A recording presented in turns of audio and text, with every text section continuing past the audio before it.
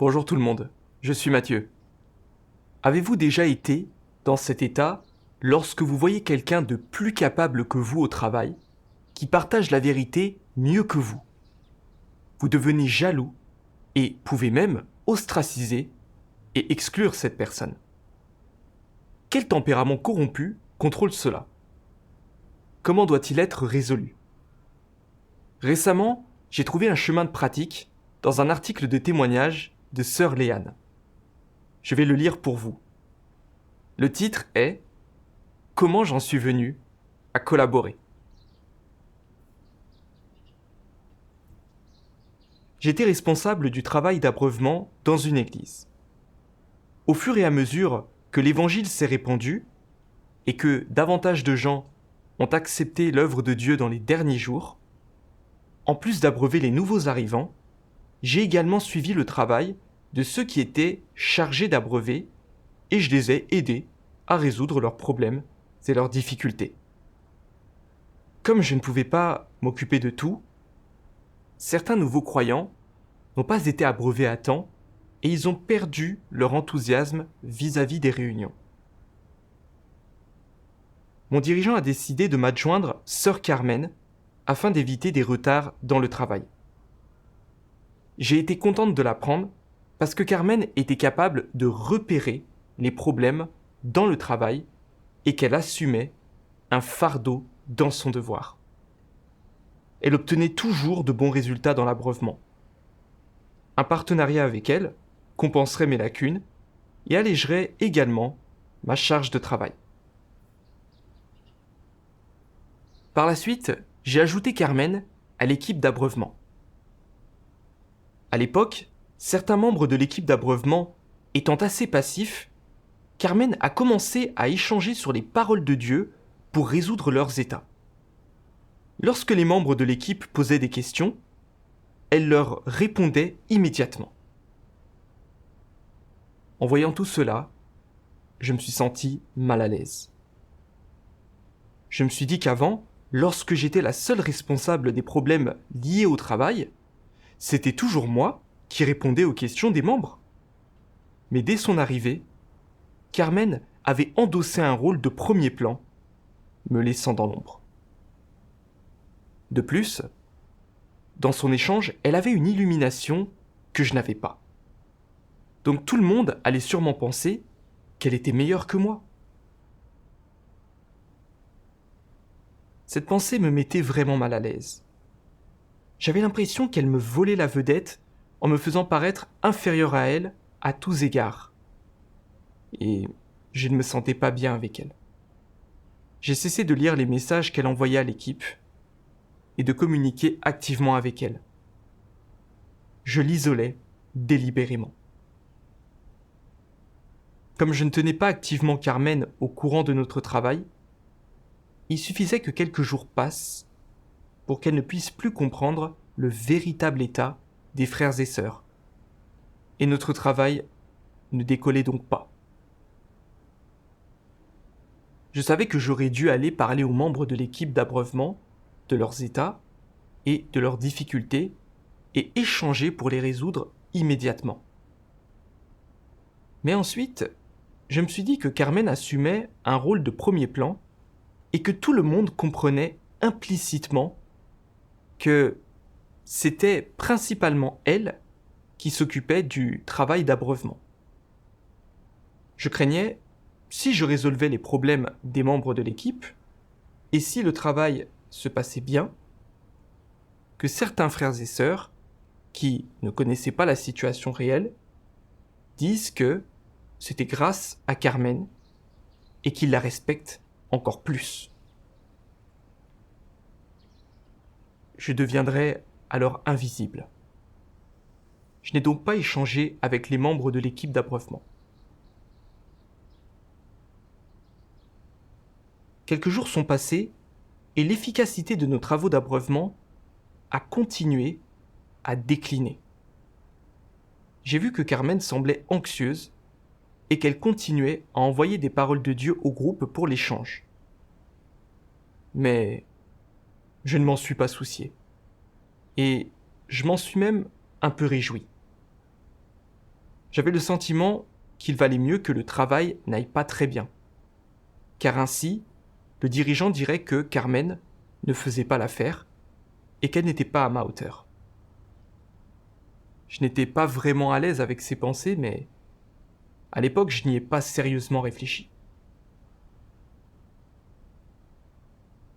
Un jour, un dirigeant m'a dit que notre travail d'abreuvement n'avait pas été probant récemment. Que Carmen voulait en savoir davantage sur les nouveaux arrivants et que je devais donc l'ajouter à leur groupe de réunion. Mon cœur s'est emballé quand j'ai entendu ce dirigeant dire que cela devait être arrangé. J'ai songé que Carmen était plus compétente que moi, que si elle se joignait à ces réunions de groupe, si elle se familiarisait avec les problèmes des nouveaux croyants et qu'elle les résolvait très rapidement, elle prendrait en main notre travail et elle me surpasserait. Je ne voulais pas qu'elle aille dans tous les groupes et je pensais que je pouvais comprendre les choses par moi-même. J'ai donc trouvé des prétextes pour refuser. Par la suite, je me suis senti coupable et j'ai prié Dieu. Grâce à la prière, je me suis aperçu qu'en me comportant ainsi, je protégeais simplement ma renommée et mon statut, et que ce n'était pas conforme à la volonté de Dieu. Cependant, je n'étais pas contente de voir Carmen présente tout de suite dans tous les groupes de réunion, et je craignais qu'elle finisse par me prendre mon poste. Ensuite, j'ai pensé à ces membres du clergé qui font tout ce qu'ils peuvent pour verrouiller les églises, afin de protéger leur statut et de conserver leur gagne-pain. En gardant les croyants étroitement à leur portée, en ne les laissant pas étudier l'œuvre de Dieu des derniers jours, ni accueillir le retour du Seigneur. Ils affrontent Dieu, et ils sont les antéchrists révélés par l'œuvre de Dieu des derniers jours. Je ne laissais pas Carmen s'impliquer dans notre travail de manière à pouvoir protéger ma réputation et mon statut. N'étais-je pas, moi aussi, en train de garder les frères et sœurs étroitement à ma portée ? Je m'opposais à Dieu tout comme le clergé. Je savais que je devais changer de cap tout de suite et abandonner mes motivations incorrectes. Le lendemain, j'ai inclus Carmen dans les groupes de réunion et je me suis senti un peu plus à l'aise. Même si je l'avais ajoutée au groupe de réunion, je ne suis pas allé discuter du travail avec elle, si bien que nous avons continué à faire nos devoirs, chacune de son côté. Quelques semaines se sont écoulées, mais notre travail d'abreuvement ne s'est toujours pas amélioré. Quand le dirigeant m'a demandé pourquoi, je n'ai pas su répondre. Par la suite, je me suis senti un peu coupable. Et puis j'ai lu ces paroles de Dieu au cours de mes dévotions et de ma réflexion. Les hommes n'ont pas une compréhension fondamentale ou approfondie d'eux-mêmes. Au lieu de cela, ils concentrent leur énergie sur leurs actions et leurs expressions extérieures, et s'y dévouent aussi. Même si parfois quelqu'un disait quelque chose au sujet de la compréhension de lui-même, ce ne serait pas très profond. Personne n'a jamais pensé être un certain type de personne, ou avoir un certain type de nature après avoir fait certaines choses ou après avoir révélé quelque chose en particulier. Dieu a révélé la nature et l'essence de l'humanité, mais les humains comprennent que leur manière de faire les choses et leur façon de parler sont imparfaites et incorrectes. Par conséquent, il est ardu pour les hommes de mettre la vérité en pratique. Les hommes pensent que leurs erreurs ne sont que des manifestations momentanées qui sont révélées s'ils ne sont pas attentifs plutôt que des révélations de leur nature. Quand les hommes pensent de cette manière, il leur est très difficile de se connaître vraiment, et de comprendre et pratiquer la vérité. Comme ils ne connaissent pas la vérité, et qu'ils n'ont pas soif de la vérité lorsqu'ils la mettent en pratique, ils ne font que suivre les règles superficiellement. Les hommes ne considèrent pas leur propre nature comme étant trop corrompus et pensent qu'ils ne sont pas mauvais au point d'être détruits ou punis. Pourtant, au regard des critères de Dieu, la corruption des hommes est très profonde. Et les hommes sont encore bien loin de répondre aux critères du salut, parce que seules certaines de leurs actions ne violent pas la vérité en apparence. Mais ils ne pratiquent pas réellement la vérité, et ils n'obéissent pas à Dieu. En y réfléchissant, j'ai compris que pour me connaître moi-même, je devais comparer mes pensées, mes motivations et mes perspectives aux paroles de Dieu. Je devais connaître et disséquer ma nature, mon essence et le chemin que je suivais, puis chercher à résoudre mes problèmes grâce à la vérité. C'est la seule façon de vraiment changer et de se repentir. Si nous reconnaissons simplement que nous avons des tempéraments corrompus ou que nous avons fait quelque chose de mal sans connaître notre propre nature et notre essence, sans voir à quel point nous sommes profondément corrompus, ni à quel point l'état dans lequel nous nous trouvons est dangereux, alors nous n'aurons pas hâte de chercher la vérité et de poursuivre le changement, et encore moins de nous repentir véritablement.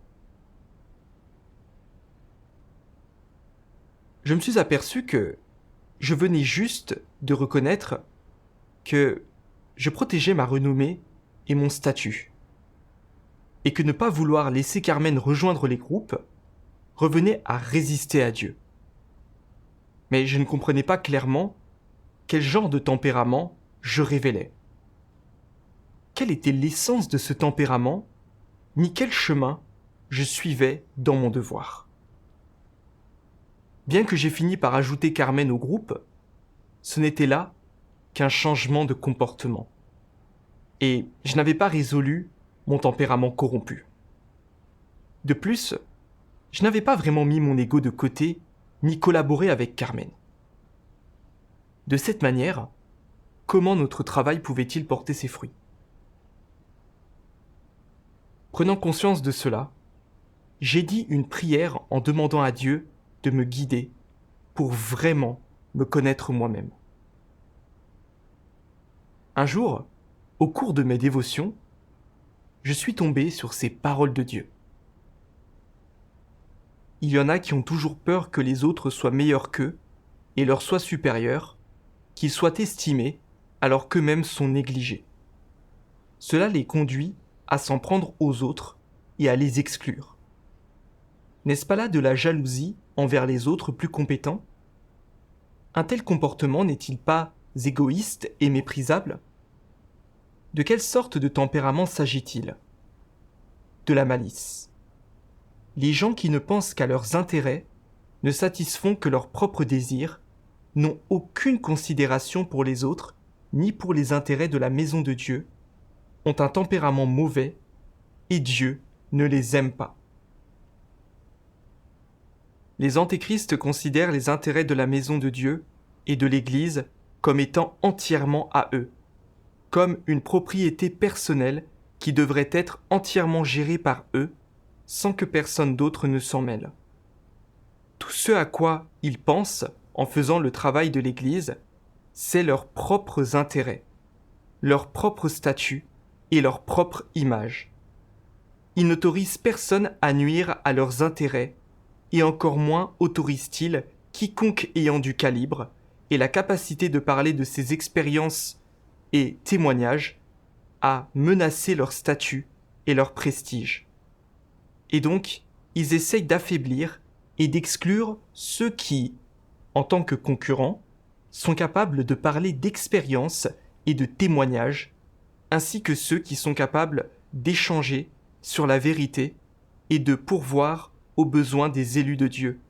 Et ils tentent désespérément de les isoler de tous, de traîner leur nom dans la boue et de les rabaisser.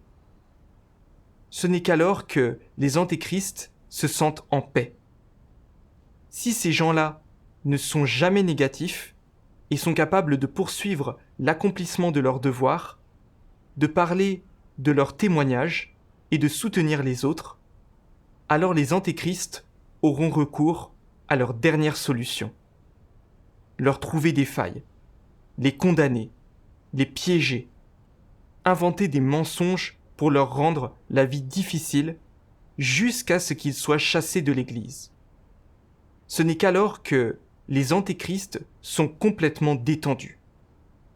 C'est ce qui est le plus insidieux et perfide chez les antéchrists. Quand une personne se distingue en travaillant un peu, ou qu'elle est capable de parler de vrais témoignages, et expérience dans le but de servir, édifier et soutenir les élus, et que cela lui vaut les éloges de tous, l'envie et la haine grandissent dans le cœur des antéchrists. Ils essayent de l'aliéner et de la discréditer. De plus, les antéchrists n'autorisent sous aucun prétexte les personnes de ce genre à entreprendre un quelconque travail afin de les empêcher de menacer leur statut.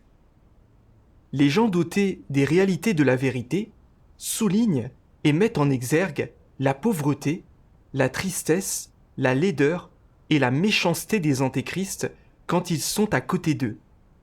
Donc, quand un antéchrist choisit un partenaire ou un collaborateur, il ne choisit jamais quelqu'un qui peut parler d'expérience et de témoignages. Il ne choisit jamais des gens honnêtes ou qui sont capables de pratiquer la vérité. Voilà les gens que les antéchrists envient et haïssent le plus. Et ils sont une épine dans le pied des antéchrists. Ces gens-là auront beau faire des choses bien ou qui profitent au travail de la maison de Dieu, les antéchrists feront tout leur possible pour dissimuler ces actes. Ils vont même jusqu'à déformer les faits pour s'attribuer le bénéfice des bonnes choses, tout en rejetant le blâme sur les autres pour les mauvaises choses, dans le but de s'élever eux-mêmes et de rabaisser les autres. Les antéchrists éprouvent une grande jalousie et haine envers ceux qui poursuivent la vérité et sont capables de parler de leurs expériences et témoignages. Ils craignent que ces gens menacent leur statut et ils font donc tout leur possible pour les attaquer et les exclure. Ils empêchent les frères et sœurs d'aller près d'eux, de les approcher ou de soutenir ou louer ces gens qui sont capables de parler d'expériences et de témoignages. Cela souligne avant tout la nature satanique des antéchrists, nature qui a le dégoût de la vérité et hait Dieu. Et donc, cela prouve également que les antéchrists sont un contre-courant diabolique au sein de l'Église. Ce sont eux qu'il faut blâmer, car ils perturbent le travail d'Église et entravent la volonté de Dieu. Dieu dit que les antéchrists chérissent particulièrement le statut, et quand apparaît quelqu'un qui menace leur statut dans leur sphère de travail, ils oppriment et isolent cette personne. Ils ne la laissent pas assumer des rôles importants ou de premier plan. Et les antéchrists iront jusqu'à sacrifier les intérêts de l'Église pour protéger leur propre statut. Ils sont particulièrement égoïstes et malveillants. Mon comportement ne ressemblait-il pas à celui d'un antéchrist ? Depuis que Carmen était venue travailler avec moi, j'avais vu qu'elle était meilleure que moi dans ce travail et dans l'échange sur la vérité. Cela m'avait bouleversé et je l'avais prise pour mon ennemi, mon adversaire. Je m'étais dit que depuis son arrivée, elle avait assumé un rôle de premier plan et m'avait volé la vedette. Et que si elle améliorait encore nos performances au travail, cela me ferait passer pour une incompétente.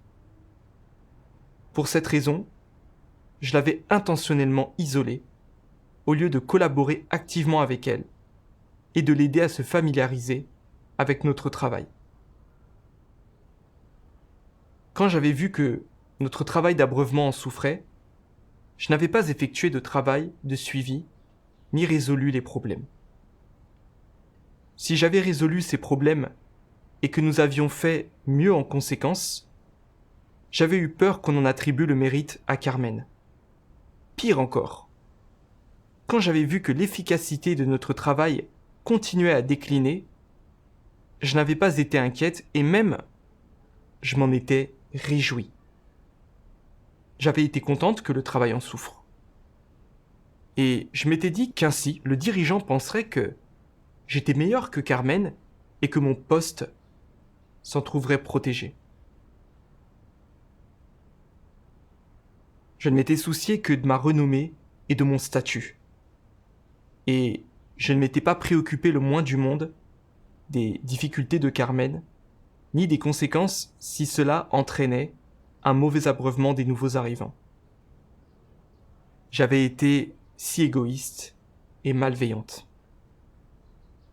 Lorsque le dirigeant m'avait demandé d'intégrer Carmen dans les groupes, j'avais encore plus campé sur mes positions.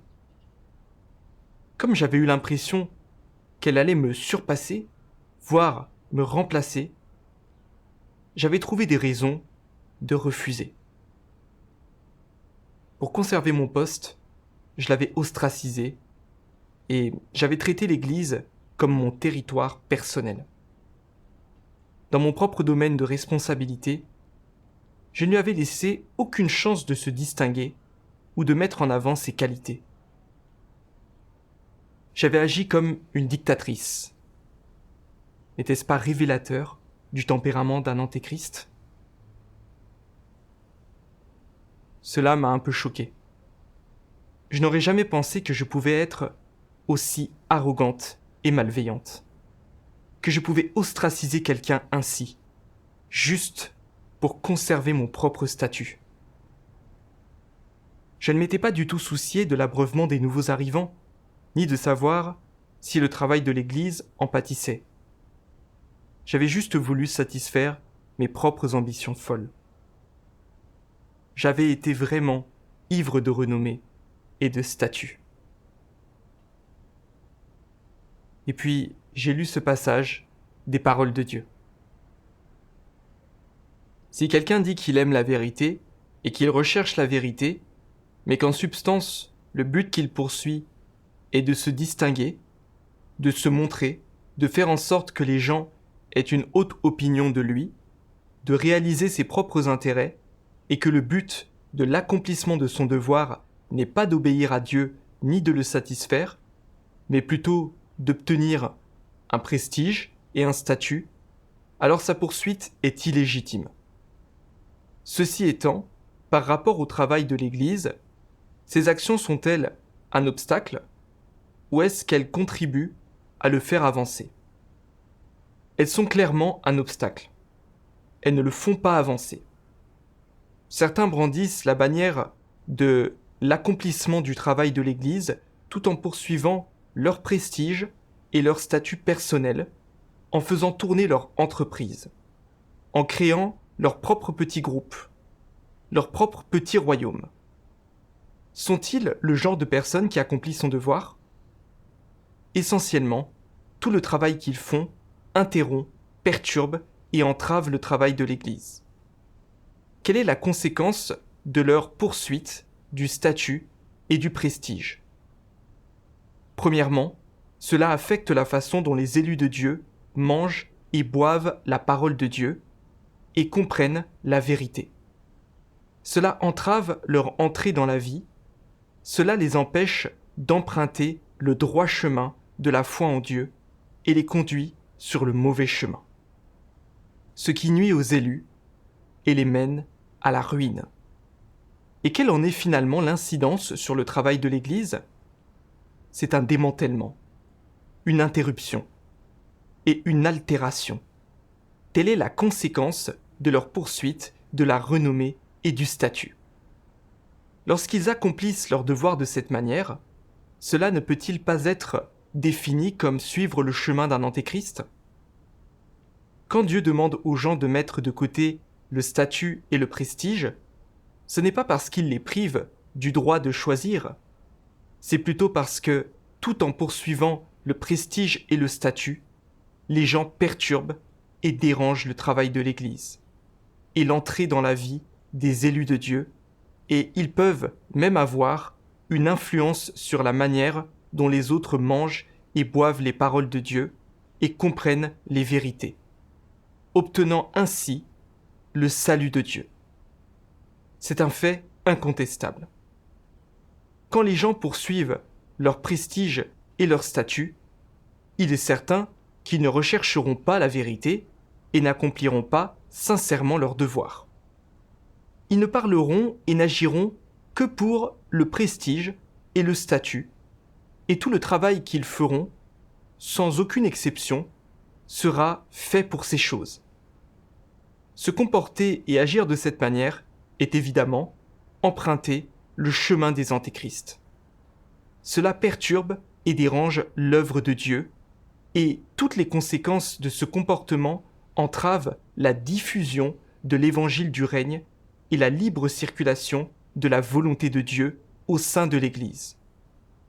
On peut donc dire avec certitude que le chemin emprunté par ceux qui poursuivent le prestige et le statut est le chemin de la résistance contre Dieu. C'est une résistance intentionnelle contre lui, un reniement de lui. C'est coopérer avec Satan dans la résistance et l'opposition à lui. Telle est la nature de la poursuite du statut et du prestige par les gens. Le problème avec les gens qui poursuivent leurs propres intérêts est que les buts qu'ils poursuivent sont les buts de Satan. Ce sont des buts qui sont mauvais et injustes. Lorsque les gens poursuivent des intérêts personnels, comme le prestige et le statut, ils deviennent involontairement l'outil de Satan. Ils deviennent un canal pour Satan, et de plus, ils deviennent l'incarnation de Satan. Ils jouent un rôle négatif dans l'Église, sur le travail de l'Église, sur la vie normale de l'Église, et sur la poursuite normale des élus de Dieu. L'effet qu'ils exercent est de déranger et de nuire. Ils ont un effet défavorable et négatif. J'ai tremblé de peur après avoir lu ça. Dieu révèle que poursuivre la renommée et le statut, c'est gérer notre propre entreprise et suivre le chemin d'un antéchrist. Fondamentalement, c'est agir comme un laquais de Satan et c'est perturber le travail de l'Église. Cela offense le tempérament de Dieu. Plus j'y ai pensé, plus cela m'a rendue nerveuse. Le travail d'évangélisation était à son apogée. Et de plus en plus de gens acceptaient l'œuvre de Dieu dans les derniers jours. Étant en charge de l'abreuvement, j'aurais vraiment dû penser à la volonté de Dieu, soutenir et abreuver immédiatement les nouveaux arrivants, et les aider à échapper à leurs notions et à leur confusion afin qu'ils puissent rapidement acquérir des bases sur le vrai chemin. Or, j'avais couru après la renommée et le statut au lieu de m'occuper de mon travail. Je n'avais pas fait d'effort dans mon devoir. Je n'avais payé aucun prix. Je n'avais pas réfléchi à la meilleure façon d'abreuver les nouveaux arrivants et je n'avais même pas voulu que quelqu'un d'autre s'en mêle. N'avais-je pas perturbé le travail de l'Église ? N'étais-je pas un obstacle pour le salut des autres par Dieu ? J'avais été l'instrument de Satan. J'avais joué un rôle négatif et suivi le chemin d'un antéchrist contre Dieu. J'étais responsable du travail d'abreuvement, mais comme je ne pouvais pas tout gérer moi-même, le dirigeant avait fait en sorte que Carmen m'aide, ce qui était une bonne chose. Et toute personne consciencieuse ou raisonnable aurait collaboré activement avec quelqu'un d'autre pour offrir soutien et abreuvement aux nouveaux croyants dès que possible. Mais je n'avais absolument pas pensé au travail de l'Église. Pour préserver ma renommée et mon statut, j'avais exclu Carmen. Je l'avais tenue à l'écart des frères et sœurs et je l'avais empêché de les aider à résoudre leurs problèmes, ce qui avait gravement entravé notre travail d'abreuvement et retardé l'entrée dans la vie des frères et sœurs. Ce n'était pas accomplir mon devoir. C'était clairement faire le mal. Si je ne me repentais toujours pas, je savais que Dieu m'exposerait et me rejetterait en tant qu'antéchrist. Comprendre ça m'a terrifié. Et j'ai vraiment regretté toutes mes actions et ma conduite. J'ai dit une prière. Oh mon Dieu, j'ai poursuivi la renommée et le statut en perturbant le travail de l'Église. Je suis dépourvu de toute humanité. Tout ce que je fais est contre toi. Ô Dieu, je veux me repentir devant toi. Après cela, j'ai lu un autre passage des paroles de Dieu. Ne fais pas toujours les choses pour toi-même. Ne considère pas constamment tes propres intérêts. Ne prête aucune considération aux intérêts de l'homme. Et ne pense pas à ta propre fierté, à ta propre réputation, ni à ton propre statut. Tu dois d'abord penser aux intérêts de la maison de Dieu et en faire ta première priorité.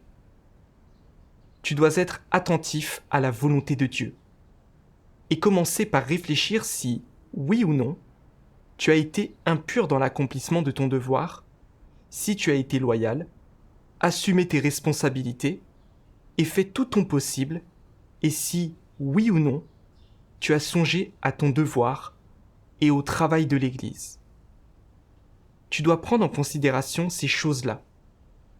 Pense-y fréquemment et essaye de les comprendre, et il sera plus facile pour toi de bien accomplir ton devoir. Si tu es de faible calibre, que ton expérience est limitée, ou que tu n'es pas compétent dans ton travail professionnel, alors il se peut qu'il y ait des erreurs ou des insuffisances dans ton travail. Et il se peut que les résultats ne soient pas très bons, mais tu y auras consacré tous tes efforts. Dans tout ce que tu fais, tu ne satisfais pas tes propres désirs égoïstes ou tes propres préférences. Au contraire, tu accordes constamment de la considération au travail de l'Église et aux intérêts de la maison de Dieu. Même si tu n'accomplis pas bien ton devoir, ton cœur a été rectifié.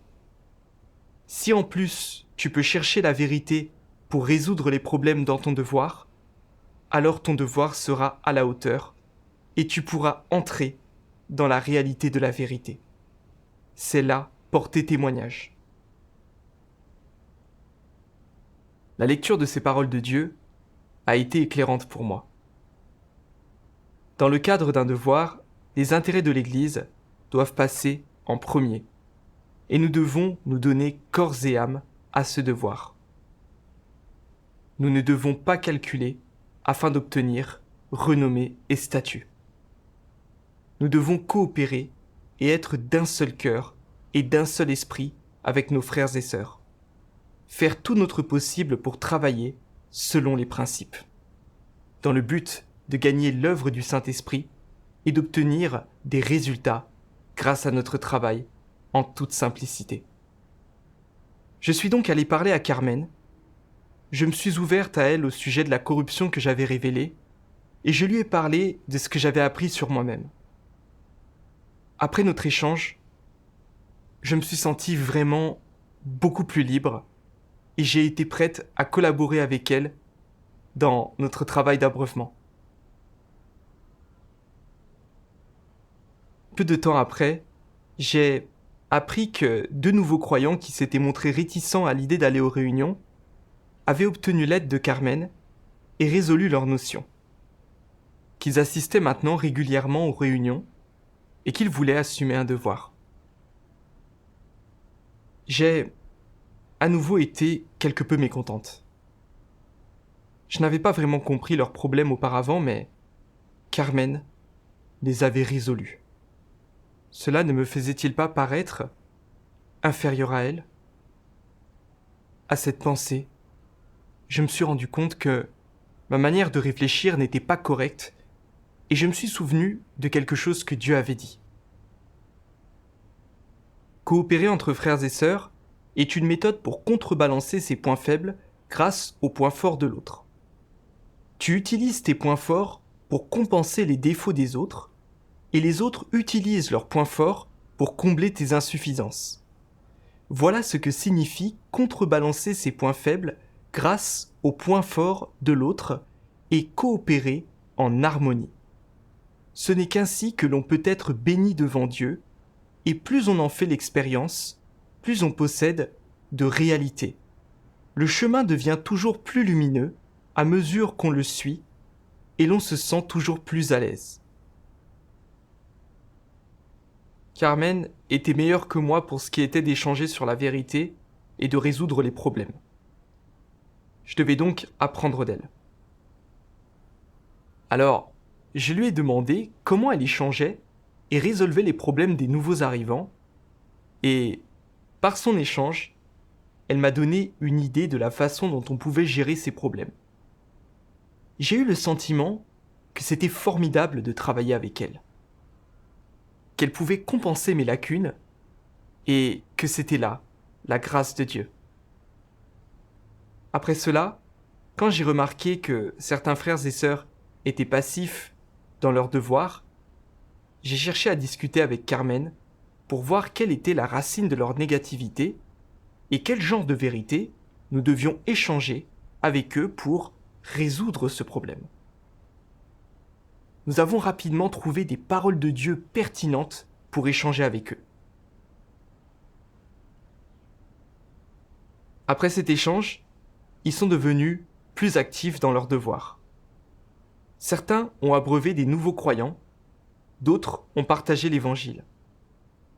Petit à petit, plus de gens ont accompli un devoir dans l'Église.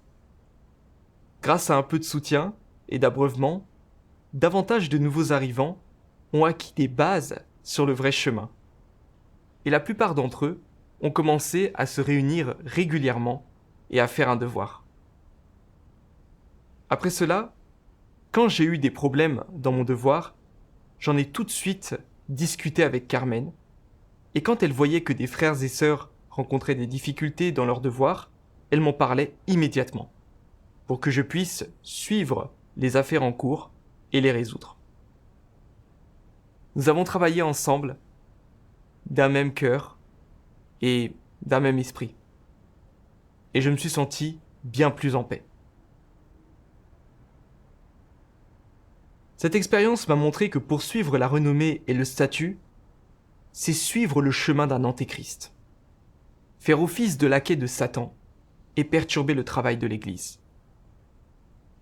S'il n'y avait pas eu le jugement et la révélation des paroles de Dieu, je n'aurais jamais été consciente de la corruption que je révélais, ni de mon tempérament d'antéchrist, et je n'aurais jamais abandonné mon désir de statut, ni collaboré avec Carmen. Je suis profondément reconnaissante à Dieu pour son salut. C'est la fin de cet article de témoignage. Merci d'avoir regardé. À la prochaine fois.